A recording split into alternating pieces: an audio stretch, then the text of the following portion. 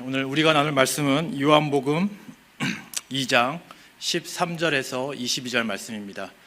유대인의 유월절이 가까운지라 예수께서 예루살렘으로 올라가셨더니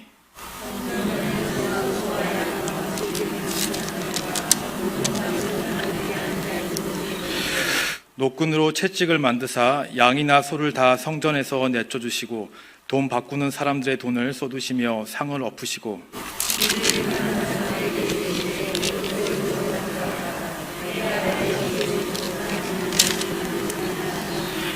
제자들이 성경 말씀에 주의 전을 사모하는 열심히 나를 삼키리라 한 것을 기억하더라.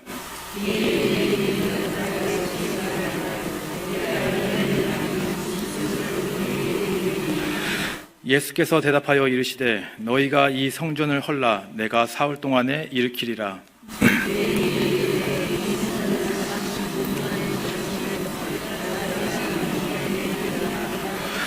그러나 예수는 성전된 자기 육체를 가리켜 말씀하신 것이라. 죽은 자 가운데서 살아나신 후에야 제자들이 이 말씀하신 것을 기억하고 성경과 예수께서 하신 말씀을 믿었더라. 아멘. 여러분 기억하실지 모르겠지만 지난 3주 전에 저는 요한복음 1장 1절에서 12절의 말씀을 전했습니다. 그 말씀의 주된 내용은 바로 예수님은 하나님이시고 그가 생명 되셔서 이 세상에 오셔서 우리에게 생명을 전해주시려 한다라는 것입니다. 그리고 영접하는 자, 그의 이름을 믿는 자는 하나님의 자녀가 되는 권세를 주셨다. 바로 이것이 요한복음 1장 1절에서 12절의 말씀이고 또 이 내용이 요한복음의 바로 주제되는 내용입니다. 바로 사도 요한은 요한복음을 기록할 때에 이 1장 1절에서 12절을 서문으로 두고 여기에서 자신이 무엇을 말할지 미리 먼저 보여주고 이 내용을 중심으로 예수님의 사건과 가르침을 구성하고 있습니다. 오늘 우리가 나눌 2장에 있는 말씀은 성전 정화 사건입니다. 이 사건은 예수님께서 성전에 들어가서 그 성전에서 여러 가지 물건을 팔고 있는 상인들을 쫓아내는 그러한 내용입니다. 그래서 오늘 이 본문 내용을 통하여서 우리가 다시 또 예수 그리스도가 하나님이시고 또 그가 우리를 위해서 무엇을 해야 할지 말씀을 통해서 함께 나누는 그런 시간을 가지도록 하겠습니다. 오늘 본문의 시작은 유월절이 다가오는 시점에서 시작이 됩니다. 예수님과 그의 제자들이 유월절이 다가오자 여러 가지 사역을 하면서 예루살렘으로 가게 됩니다. 그리고 그들이 예루살렘에 들어가자 처음으로 가게 되는 곳은 바로 이 성전입니다. 주로 유월절이 되면은 이스라엘에 있는 여러 곳에서 모든 사람들이 예루살렘으로 모이게 됩니다. 이스라엘에는 여러 가지 절기가 있지만은 크게 가장 큰 세 절기가 있는데 그것이 바로 유월절과 칠칠절 그리고 초막절입니다. 이 세 절기에는 이스라엘은 모든 사람들이 예루살렘에 있는 성전으로 모이게 되고 특별히 유월절에는 이스라엘뿐만 아니라 그 해외에 있는 이스라엘은 밖에 있는 그러한 유대인과 심지어는 이방인까지도 예루살렘 성전에 모이게 됩니다. 그래서 유월절이 다가오는 이 시점에서 바로 예수님과 그의 제자들이 이 예루살렘에 모이게 되는 것입니다. 그리고 예수님은 당연히 예루살렘에 오자마자 아마도 바로 이 성전으로 들어갔을 것입니다. 여러분, 성전은 하나님의 처소입니다. 그리고 거룩한 장소입니다. 그리고 우리는 그곳에서 하나님을 만나는 그러한 장소입니다. 그렇기 때문에 아마 예수님도 당연히 하나님을 만나기 위해서 하나님께 예배하기 위하여서 성전에 들어갔을 것입니다. 그런데 예수님께서 성전에 들어갔을 때 우리가 일상적으로 생각할 수 있는 그 성전의 모습이 아니었습니다. 거룩하고 경건의 모습은 없었고 그 성전은 시장바닥, 분주하고 정신없고 요란한 시장이 되어 있었습니다. 그래서 이 14절을 보면은 그 모습을 이렇게 말씀하고 있습니다. 14절에 성전 안에서 소와 양과 비둘기 파는 사람들과 돈 바꾸는 사람들이 앉아 있는 것을 보시고 이렇게 말씀을 하고 있습니다. 성전에 들어갔더니 경건한 모습은 없고 사람들이 소와 양과 비둘기를 팔고 있고 그 옆에서는 돈을 바꾸는 사람들이 있는 것입니다. 여러분, 왜 이런 일이 일어나게 되었을까요? 무엇 때문에 사람들이 성전 안에서 이러한 동물들을 팔게 되었을까요? 그 이유는 바로 유월절에 행하게 되는 이 제사 때문입니다. 바로 이 유월절이 되면은 희생 제사를 드리게 됩니다. 즉 바로 동물을 갖다가 죽여서 제사를 드리는 그러한 일들이 일어나게 됩니다. 근데 문제는 뭐냐면은 제가 아까 처음에도 말씀드렸듯이 이 유월절이 되면은 이스라엘 각 처에서 모든 사람들이 다 오게 됩니다. 근데 그 사람이 올 때에 바로 이 제사 드리기 위해서 바로 레위기에서 이 말씀하신 대로 흠없는 깨끗하고 정결한 그 동물을 가지고 이 예루살렘에 와야 하는 것입니다. 그 길이 그러면 쉬울까요? 어려울까요? 예를 들어서 어떤 사람이 깨끗하고 정결한 동물을 가지고 이 뉴욕에서 이 캘리포니아로 와야 된다고 한다면은 그 동물을 가지고 온다는 게 참 귀찮기도 하고 힘들 것입니다. 그리고 가져오는 길에 그 동물이 어떤 잘못으로 인하여서 부정하여지거나 또 흠이 있게 되면은 그것도 참 골치가 아플 것입니다. 그래서 이러한 절기가 지나면서 행사가 시작되고 또 시간이 지나면서 사람들이 어떻게 하게 되었냐면은 이 동물을 가지고 오는 것이 아니라 예루살렘에 일단 먼저 들어오고 예루살렘에 들어와서 이 제사드릴 동물을 사게 된 것입니다. 이러한 일이 점점 빈번하게 일어나게 되자 바로 유월절이 되면은 그 시점에 맞추어서 예루살렘 근처에서는 이렇게 제사에 올린 소나 양, 비둘기를 파는 이러한 상점들이 생기게 되었습니다. 그리고 또 이스라엘 밖에서 오는 사람들은 아마 이스라엘 사람들이 쓰는 돈과 다른 돈을 아마 사용을 하고 있었겠죠. 그래서 동물을 살려면은 무엇을 해야 되죠? 환전을 해야 됩니다.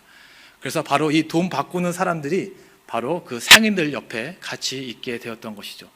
그래서 이러한 사람들이 바로 예루살렘에서 동물을 사고 팔고 이러한 매매들이 유월절 기간에 이루어지게 되었었는데 문제는 뭐냐면은 시간이 지나면서 이 사람들이 이제는 성전 안으로 들어와서 이러한 매매를 하게 된 것입니다.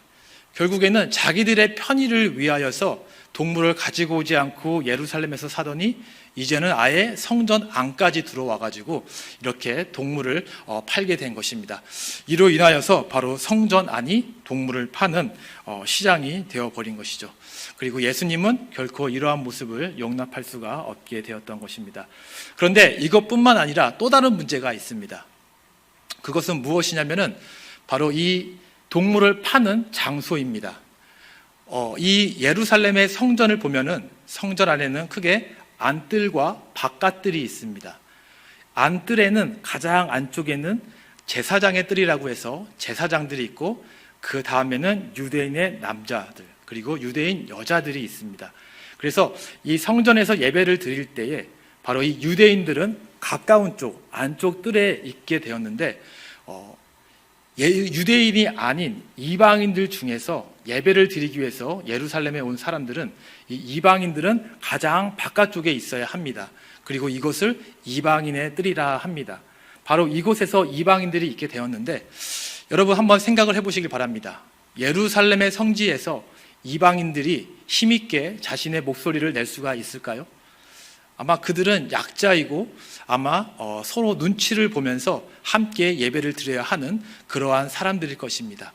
그런데 이방인에도 불구하고 하나님께 예배드리기 위해서 온 그 사람들을 바로 배려하는 것이 아니라 그 사람들을 가볍게 보고 괄시하면서 그 사람들의 자리를 빼앗고 거기서 이렇게 동물을 팔고 있는 그러한 일들이 이루어지고 있는 것이었습니다. 그리고 또 성전을 관리하는 사람들은 이것들을 묵인하면서 바로 동물을 파는 상인들로부터 돈을 받아 자신의 배를 부르게 하는, 부를 축적하는 이러한 일들이 일어나고 있었던 것이죠. 그렇기 때문에 예수님께서 성전에 들어왔을 때 단순히 성전 안에서 물건을 파는 그런 행위 때문에 분노하시고 화를 낸 것이 아니라 이것뿐만 아니라 바로 그 안에서 일어나는 사람들의 여러 가지 부패스러운 모습들, 죄악스러운 모습들, 바로 이러한 모습들을 보고서 결코 용납하지 못하시고 크게 화를 내면서 그 모든 사람들을 다 내쫓아 버리게 된 것입니다. 그런데 여기서 우리가 주목할 게 있습니다. 그것은 무엇이냐면은 바로 예수님께서 이러한 사람들을 내쫓으실 때 그가 한 말입니다. 여러분 16절을 보시길 바랍니다. 16절을 보시면 내 아버지의 집으로 장사하는 집을 만들지 말라 하시니 라고 이렇게 말하고 있습니다. 내 아버지의 집으로 장사하는 집을 만들지 말라라고 합니다. 성전에서 경건함과 거룩함을 이루지 못하고 요란하고 부정한 것들을 갖고 와서 파는 상인들에 대해서 내쫓은 것도 그렇다 치다 할 수 있는데, 바로 예수님 스스로 하는 말이 무엇이냐면은 내 아버지의 집으로 라고 이렇게 말하고 있는 것입니다. 성전은 누구의 집이죠? 바로 하나님의 집입니다. 바로 하나님의 집을 예수님은 내 아버지의 집이다 이렇게 말하고 있습니다. 여러분 마태복음 21장 13절을 보면은 이와 동일한 성전 정화 사건이 일어나는데, 여기서는 예수님께서 성전에 대해서 내 집은 기도하는 집이다 라고 이렇게 말하고 있습니다. 하나님의 집을, 하나님의 전을 내 아버지의 집이다, 그리고 내 집이다 라고 이렇게 말하고 있는 것입니다. 여러분 이것들이 쉽게 받아들일 수 있는 표현일까요? 아마 그 시대나 지금이나 상당히 도발적인 그러한 표현일 것입니다. 만약에 가정에서 누군가가 갑자기 교회에 와서 이 교회는 내 아버지의 교회다 라고 하고 자기 마음대로 무엇을 합니다. 또 이 교회는 내 교회다 라고 한다면은 우리는 그 사람을 어떻게 바라볼까요? 뭔가 이상한 사람이다, 뭔가 정신 나간 사람이다 하고 내쫓으려 할 것입니다. 그런데 예수님께서는 당당하게 스스로 이 성전은 내 아버지의 집이다, 이 성전은 내 집이다 라고 이렇게 말씀을 하고 있는 것입니다. 예수님은 이렇게 말씀을 하시면서 나타내고자 하는 것이 있었습니다. 그것은 무엇이냐면 바로 내가 바로 하나님의 아들이고 내가 바로 하나님이다 라고 이렇게 선포하는 것이고, 바로 이 성전은 그렇기 때문에 내 집이고 나는 권세가 있고 명분이 있어서 내가 이 사람들을 내쫓는 것이다, 바로 이렇게 말하고 있는 것이죠.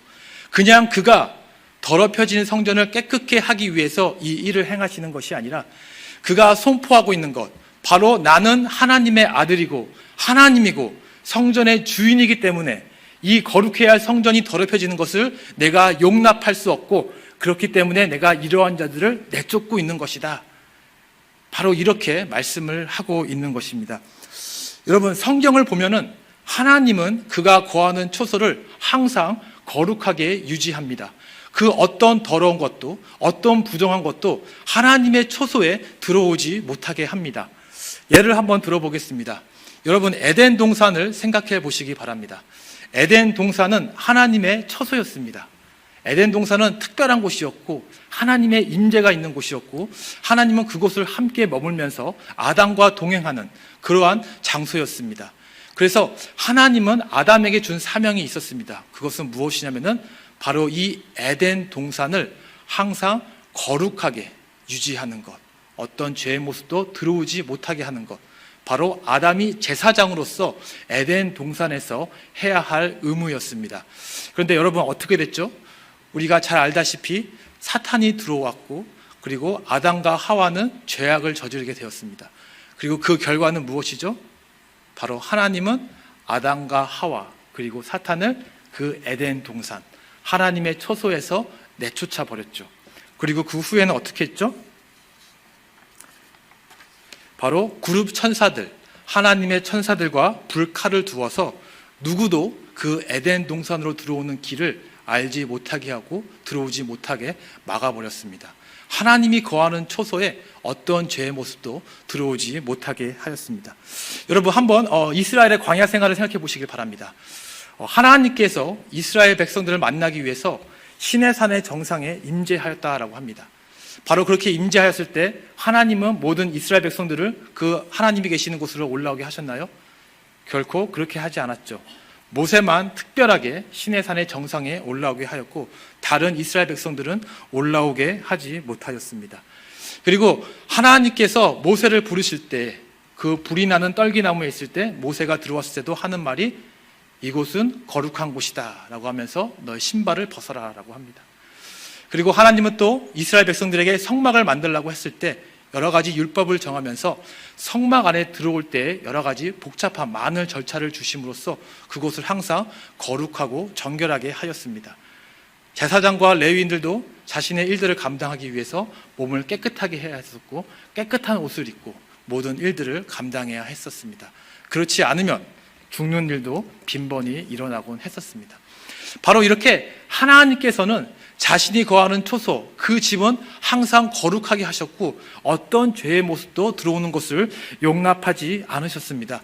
바로 이렇게 봤을 때 하나님이신 그 예수님께서 그의 성전, 그의 초소에 바로 거룩하지 못한 여러 가지 죄의 모습이 판치고 있는 것을 결코 용납할 수가 없는 게 당연한 모습이었고 바로 하나님의 그 모습, 그 성품으로서 죄의 모습, 부정한 모습, 더러운 모든 것들을 내쫓아버리고 바로 그 성전을 거룩하게 하였던 것이죠.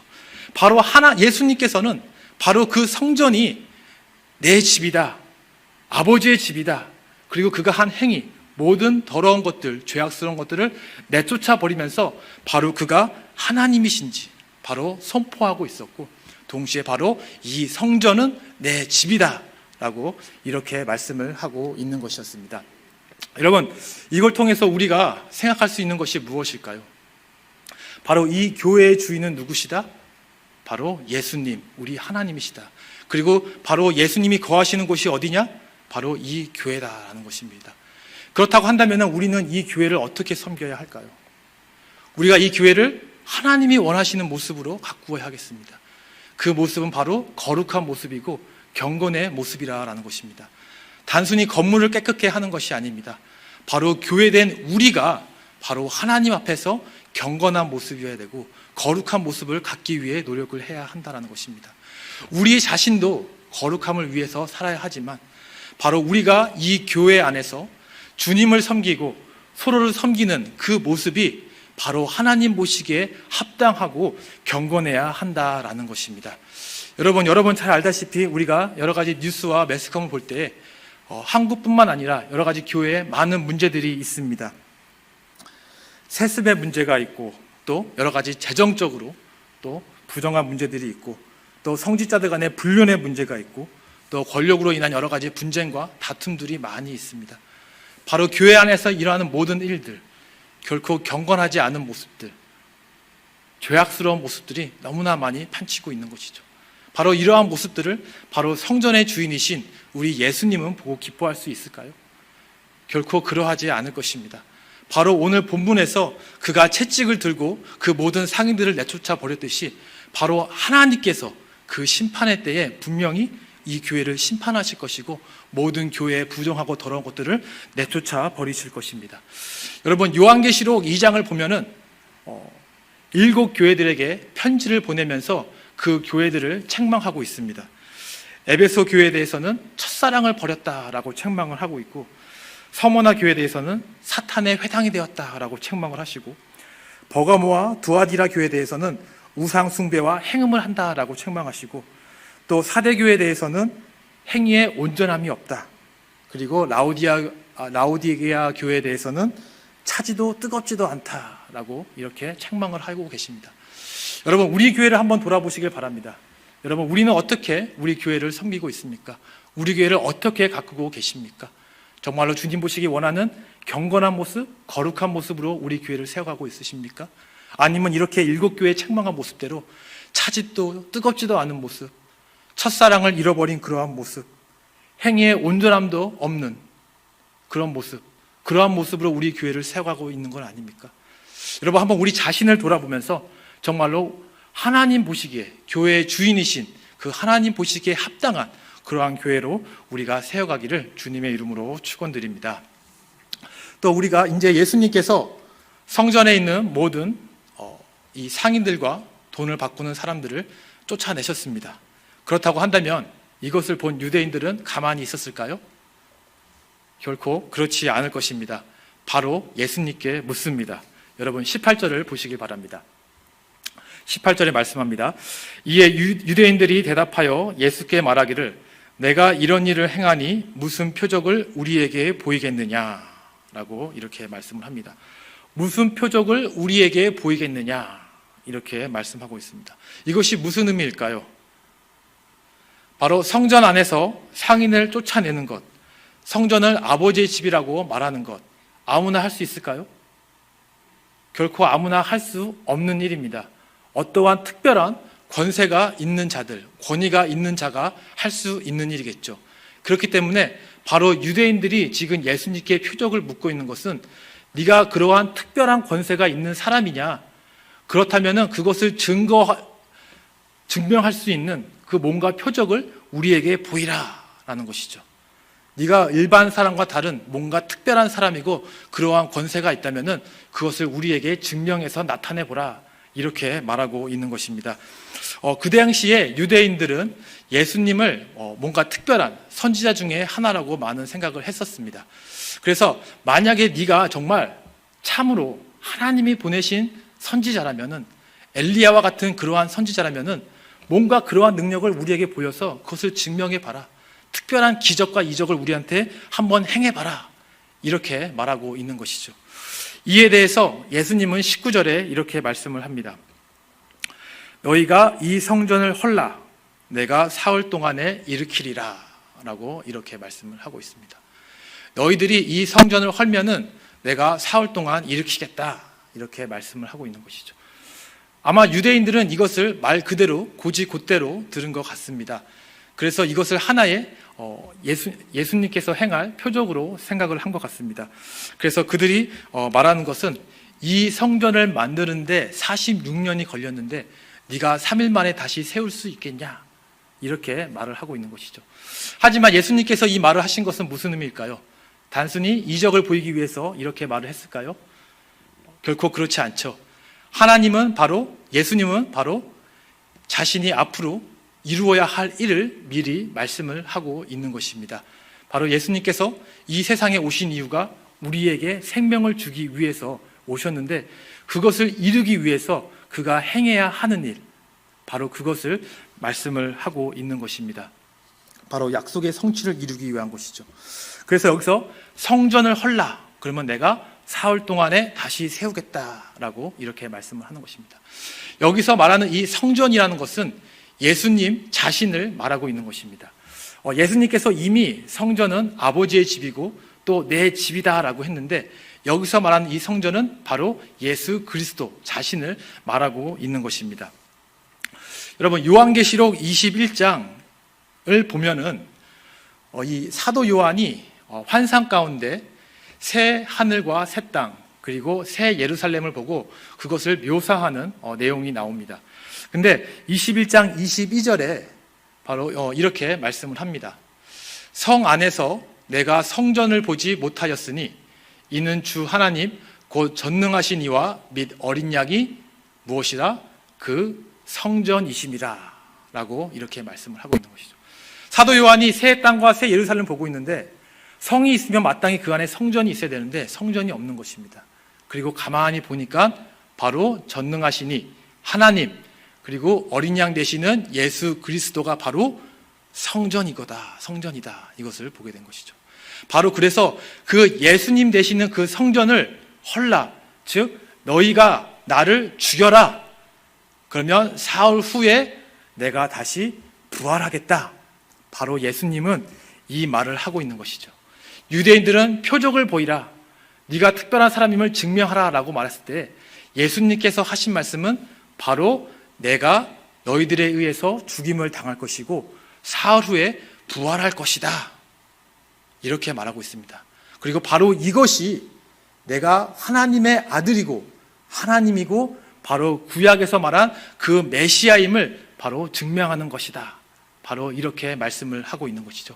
여러분 생각을 해보시길 바랍니다. 죽은 후에 부활한 것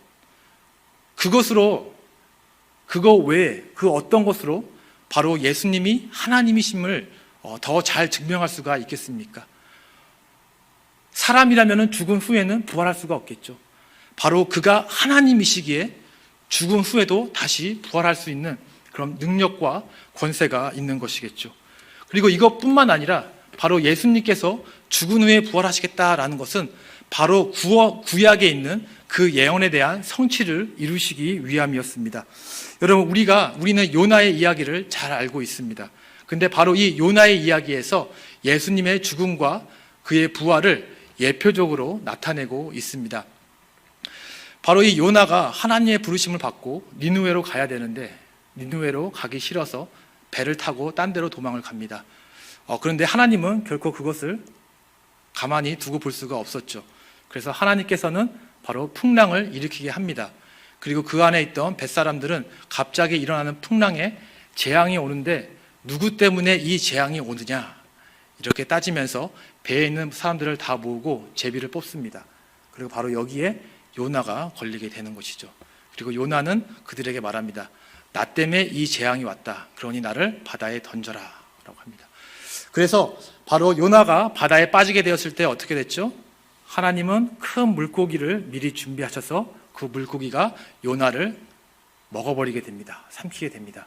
그리고 요나는 그 물고기의 뱃속에서 3일 동안 있게 된 후에 바로 육지, 땅에서 요나를 뱉어내어 버립니다.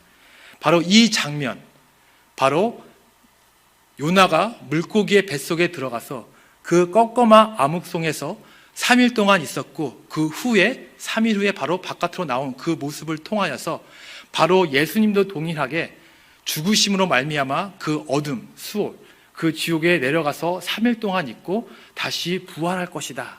바로 이것을 예표적으로 나타내고 있는 것이죠. 그래서 다른 복음서에 보면은 바로 바리새인들이 예수님에 대해서 여러 가지 표적을 보이라 할 때마다 예수님께서 하시는 말씀은 무엇이냐면은 바로 요나의 표적 외에는 보일 게 없다. 이렇게 말하고 있는 것이죠. 여러분, 마태복음 12장 39절을 보겠습니다. 마태복음 12장 39절. 예수께서 대답하여 이르시되 악하고 음란한 세대가 표적을 구하나 선지자 요나의 표적밖에는 보일 표적이 없느니라. 요나가 밤낮 사흘 동안 큰 물고기 뱃속에 있었던 것 같이 인자도 밤낮 사흘 동안 땅 속에 있으리라 라고 이렇게 말씀을 하고 있는 것이죠. 곧 그가 죽을 것이고 다시 부활할 것이고 바로 이것을 구약에서 예표적으로 보여진 그것을 내가 이룰 것이다 라고 이렇게 말씀을 하고 있는 것이죠. 바로 이 모습을 통하여서, 바로 이 말씀을 통하여서 그가 바로 자신이 하나님의 아들이시고 메시아이고 바로 약속의 성취를 위하여서 바로 구약에서 예언된 그 죽으시고 부활함 그 일들을 내가 이룰 것이다 라고 이렇게 선포를 하고 있는 것입니다.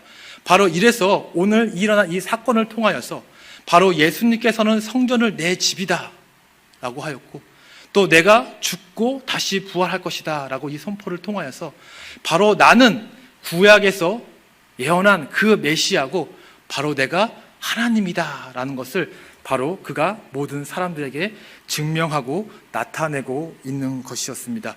그리고 예수님은 실제로 바로 십자가에 죽으시고 부활하심으로 바로 우리에게 영생을 주시고 바로 죄에서 자유하고 하나님의 자녀가 되는 특권과 권세를 우리에게 베풀어 주신 것입니다.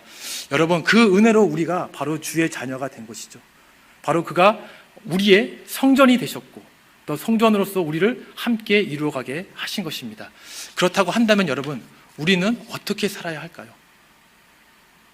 바로 예수님께서 모든 약속을 이루시고 하나님이 되시고 친히 성전이 되셨다라고 했는데 바로 그 예수 그리스도를 믿고 영접한 우리들의 삶에는 어떠한 변화가 일어나게 되는 것일까요? 여러분, 에베소서 20장에는 2장 20절에는 이렇게 말합니다. 에베소서 2장 20절. 너희는 사도들과 선지자들의 터 위에 세우심을 입은 자라. 그리스도 예수께서 친히 모퉁이 돌이 되셨느니라. 그의 안에서 건물마다 서로 연결하여 주 안에서 성전이 되어가고 너희도 성령 안에서 하나님의 거하실 처소가 되기 위하여 예수 안에서 함께 지어져 가느니라 라고 이렇게 말씀을 하고 있습니다. 바로 예수님께서 성전이 되셨고 또 우리가 그의 자녀가 되었다라면 우리가 앞으로 변화된 삶은 무엇이냐? 바로 성전 되신 예수님과 함께 하면서 그 성전을 온전하게 이루어 가야 한다라는 것입니다. 바로 우리가 구원받은 자녀로서 예수 그리스도 안에서 온전한 한 연합을 이루었듯이 바로 성전 대신 예수님과 함께하면서 그 성전을 온전히 이루어 가야 한다라는 것입니다. 바로 그 성전은 예수님의 처소인 것이죠. 바로 성령 하나님께서 우리 마음 가운데 거하신다라고 하셨습니다. 그렇기 때문에 우리는 어떻게 해야 하는 것이죠? 우리 몸을 하나님의 성전으로서 거룩하게 잘 다스려야 합니다. 또 하나님께서 우리와 함께 거하실 수 있도록 모든 죄의 모습을 버리고 하나님과 함께 할 수 있는 그런 마음을 가지고 정결하게 살아가야 하는 것이죠. 그래서 오늘 말씀을 정리하도록 하겠습니다. 오늘 이 성전 사건을 통해서 예수님은 바로 자신이 하나님이다라고 선포하셨습니다. 그리고 성전 사건에서 예수님은 자신이 죽으시고 부활하심으로 말미암아 그 구약에 약속된 말씀을 내가 온전히 이룰 것이다 라고 말하고 있습니다. 또한 자신이 성전이다라고 말씀하심으로써 바로 그가 성전이듯이 우리도 동일하게 온전한 성전을 이루며 살아가야 한다라고 말씀을 하고 있습니다. 여러분은 어떻게 살아가시길 원하십니까?